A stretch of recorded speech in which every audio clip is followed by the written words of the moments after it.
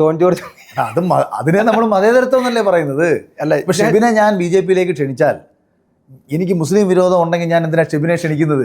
അത് ശരിയാ. നീയും എൻ്റെ കൂടെ വേണം, ക്രിസ്ത്യാനി എൻ്റെ കൂടെ വേണം, നമുക്ക് എല്ലാവർക്കും കൂടെ ഒരുമിച്ച് ഈ നാടിന്റെ ഡെവലപ്മെന്റ്സിന് വേണ്ടി ഒരുമിക്കാം എന്ന് ഞാൻ പറഞ്ഞാൽ അത് ഞാനങ്ങനെ വർഗീയവാദിയാവുന്നേ. അതെ അതെ അതെ. അപ്പൊ ഇത് ഇപ്പൊ അതാണ് അതിന്റെ ഒരു ഞാൻ കാണുന്ന ഒരു ഭാഗം. പിന്നെ ബി ഗോപാലകൃഷ്ണൻ പറഞ്ഞതിനകത്ത് യഥാർത്ഥത്തിൽ ഗുരുവായൂർ ഹിന്ദു ഭൂരിപക്ഷ മണ്ഡലം അല്ല, മുസ്ലിം ഭൂരിപക്ഷ മണ്ഡലം.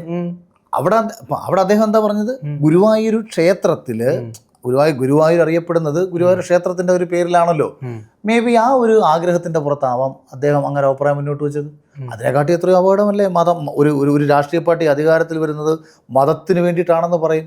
ഇത് പുള്ളി പറഞ്ഞില്ലല്ലോ ഗുരുവായൂർ അമ്പലത്തിന് വേണ്ടിയിട്ട് അധികാരത്തിൽ വരുന്നതെന്നും പറഞ്ഞില്ല. അങ്ങനല്ല, ഇങ്ങനെ പറഞ്ഞു. ഗുരുവായൂർ അമ്പലത്തിൽ ഒരു വിശ്വാസി ആ ഗുരുവായൂർ അമ്പലം നിലനിൽക്കുന്ന മണ്ഡലത്തിൽ കോൺസ്റ്റിറ്റ്യുവൻസിയിൽ ഗുരുവായൂരിൽ എന്താ പി അബ്ദുൽ ഖാദറും KM അക്ബറൊക്കെയാണ് വർഷങ്ങളായിട്ട് മുസ്ലിങ്ങളാണ് ജയിച്ചുകൊണ്ടിരിക്കുന്നത്. അവിടെ നമ്മുടെ സമുദായത്തിൽ നിന്ന് ഒരാൾ വരണമെന്ന് പറഞ്ഞാൽ അതല്ലേ പച്ച വർഗീയത എന്ന് പറയുന്നതല്ലേ?